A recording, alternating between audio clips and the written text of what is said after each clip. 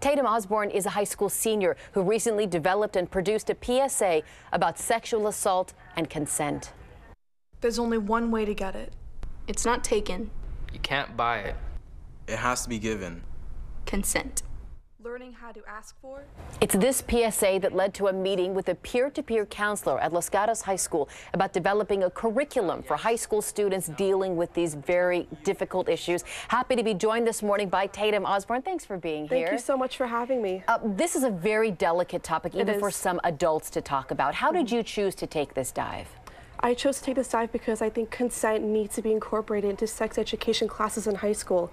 It's a very sensitive and provocative topic, but it's something that needs to be taught, learned, and applied right now to students. Tell me what you learned in your sex ed class. Well, what I learned in my I learned about sexual assault, but I don't remember learning about consent, what it means, and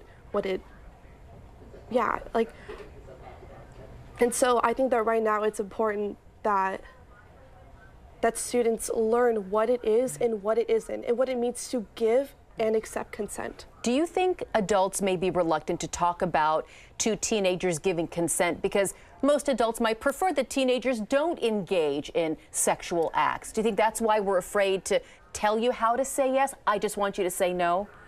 Look, consent is critical in anything, and parents need to be engaged and open to having these provocative topics with their students so that way they can be safe in life.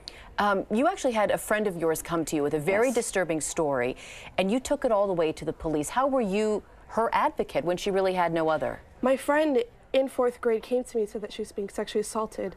I was only 9 years old when this happened, and it was quite a shock for me to hear. And so I knew that what was happening to her was wrong, and so I went to my mother, and together we reported the incident to the police. And since then, it's taken me on this journey to discover my purpose in this world, to become an advocate against sexual assault. Do you think we are doing ourselves a disservice as women, as a country, as speaking about sexual assault as the stranger in the bushes, when more often than not, it's someone we know? As women, we need to unite, to use our voices, to speak out about these instances, and I think together we can really make a difference. How do you empower those young women who are even younger than you are, who might be afraid to speak up because, you know, it's the most popular guy on campus. Yeah. It's the uncle everyone loves in my family. What can you say to them to be strong? You have a voice, and you are absolutely allowed to use it. If something happens to you, you are not at fault. There is a support team around you in this entire world, and if you use your voice, I promise you, you will get the help that you need. In all the work that you're doing in local schools, are young girls and perhaps boys now coming to you with their own stories?